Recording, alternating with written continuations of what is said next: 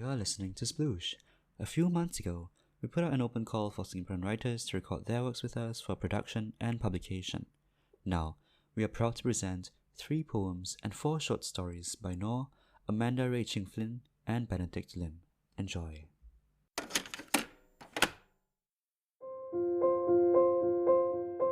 What do you think of when you hear the word home? How does it make you feel? Have you tried making a home?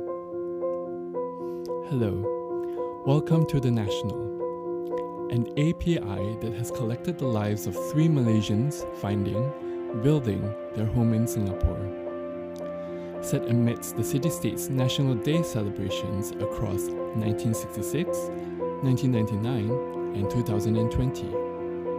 Our protagonists in each time period trudges against the currents of the social order to carve out a space in which they belong.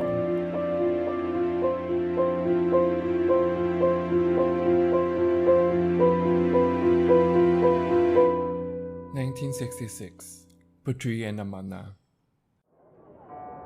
I look up at a sheet of clean grey above me as I step off the bus, wondering if the rain will impede the march. It is Singapore's first National Day, after all. And Smith Street is bustling, the festering heat from the asphalt and the concrete pavement already wanting their release. Some look for food, but most of them scurry around, looking for a better spot to watch the parade, even it's been going on for an hour by now. There's a white man with his arms on the waist of a Chinese lady, unhurried by it all. They remind me I'm in no rush. I am meeting you later. The street is awash with whites and reds from the clash of Singapore flags. Mothers and fathers tug at their children, excited women and men chattering away. It starts to rain, and everyone huddles underneath the umbrellas. I slip underneath the crowd, the wall of horns and drums gripping my lungs. Soon, I am by the roadside, the men in green khakis marching right in front of me. All of them look forward with so much force, like they can clear the path of the morning rain. I wonder how many of the people marching in front of me are not from this island, here in search of the promise of better work. How did they unmoor from the contours of their hometown, the color of their mother's eyes, the scent of wind in the morning? Would meeting someone new help then? Surely the start of a new life requires new people in them. You certainly made my life in Singapore better. If not for you, my weekends would be long and lost. You'd always plan something for Saturdays. Your Sundays were reserved for the madrasah. You'd even check the weather the day before we meet. You took me to so many places. The shining Robinsons and John Little department stores at Raffles Place, the sprawling Telok Ayer Goods Centre. The rain picks up. The march goes on. Neat rows of schoolgirls and schoolboys now trudge in front of me, the rain dotting their pristine uniforms. I think of the river near my house, how it will start to rush the moment there's a hint of rain, its swirling surface hiding its speedy currents. My mother would implore me to get inside before I come home with muddied shoes and the smell of wet grass, her voice ringing against the angry clouds. I'm getting tired of the spectacle, so I peel away from the crowd. After all, it's time to meet you. You apologize for being late, but I know why. I know you love your parents very much. I admire that part of you. It's easier for me to leave my parents because I know I have 5 other siblings keeping them company back home. You're wearing a kebaya in light tangerine, softening your firm frame. A cream white shawl adorns your shoulders and the sides of your arms. You tie your hair up into a sleek ponytail, brandishing your square jaw. You give me a tight smile.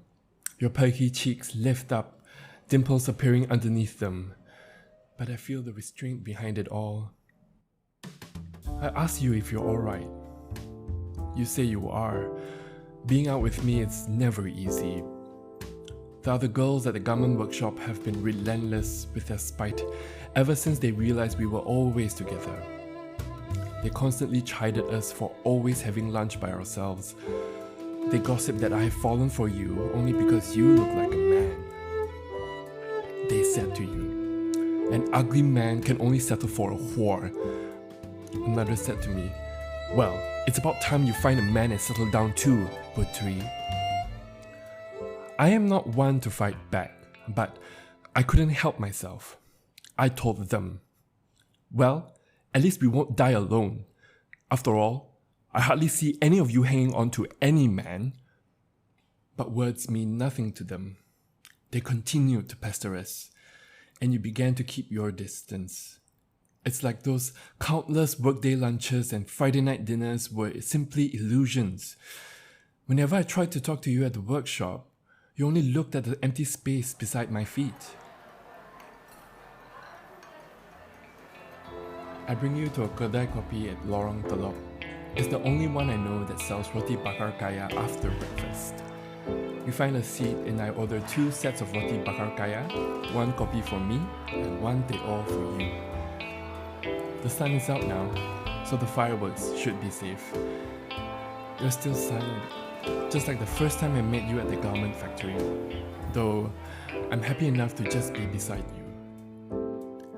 You're the only person I talk to at work. The other girls are always unkind, sniping at anything. From the hems I sew, or my knobby knees, whatever that means.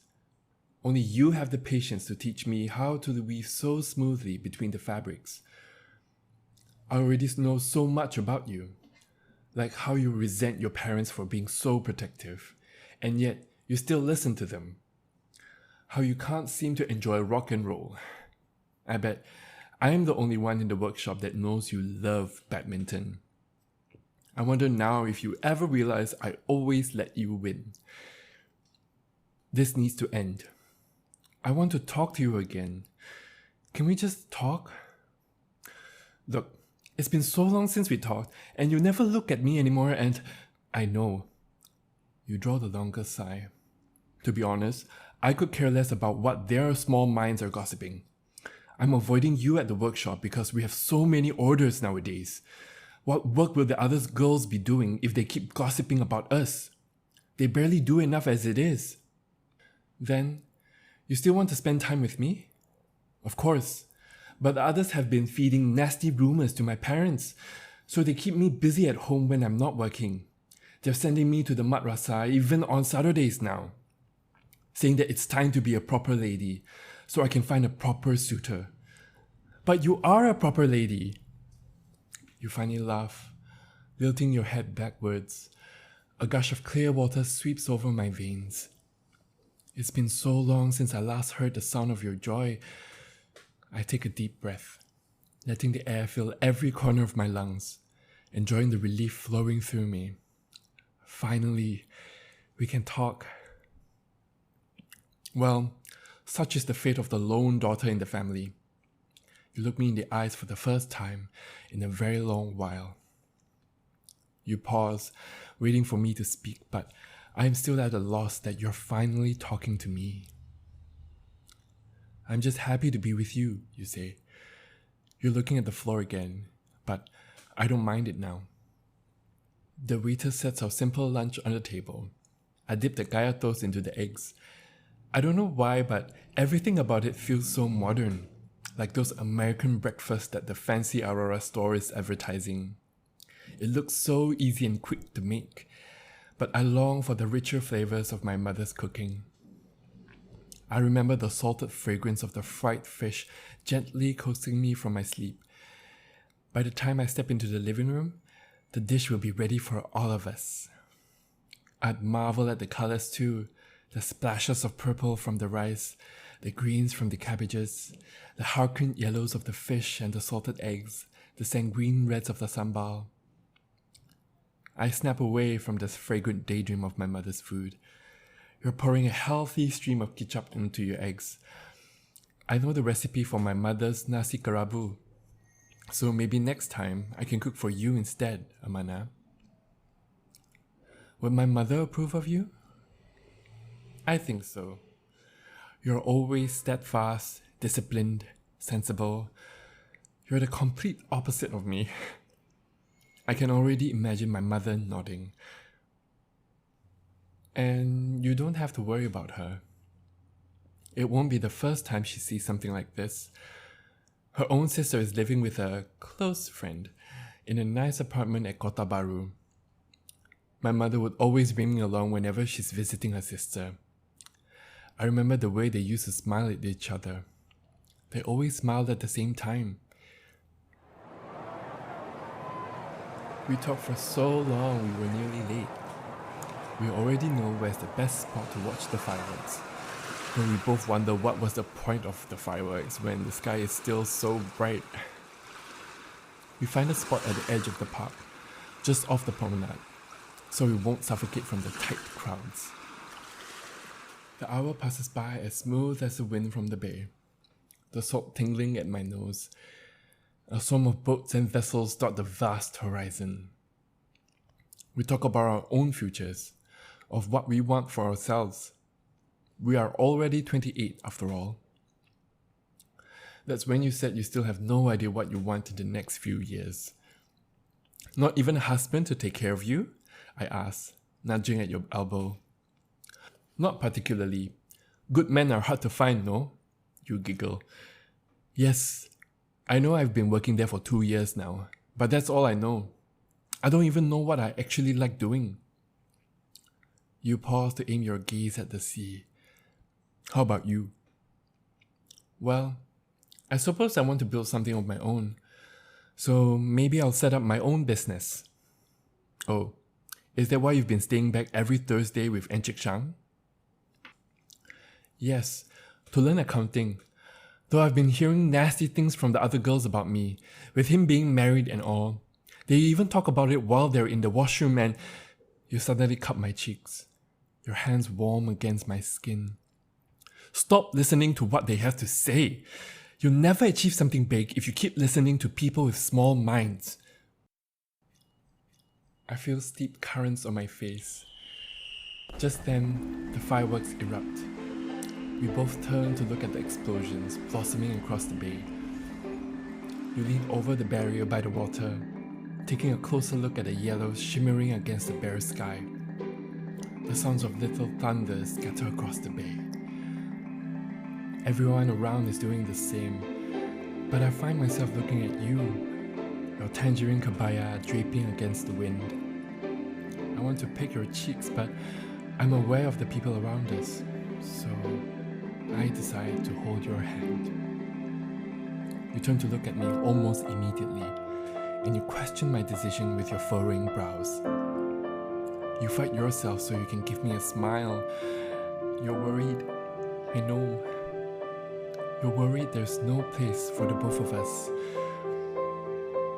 It's my turn to cup your cheeks. I lean in closer to you as the fireworks continue to unravel above us. You don't fight me. I close my eyes as our lips meet. I feel the rest of the world disappear. The fireworks end. The crowd dissipates, letting the pavements breathe in the evening breeze. Some shoot a glare at our intertwined hands, but I don't care.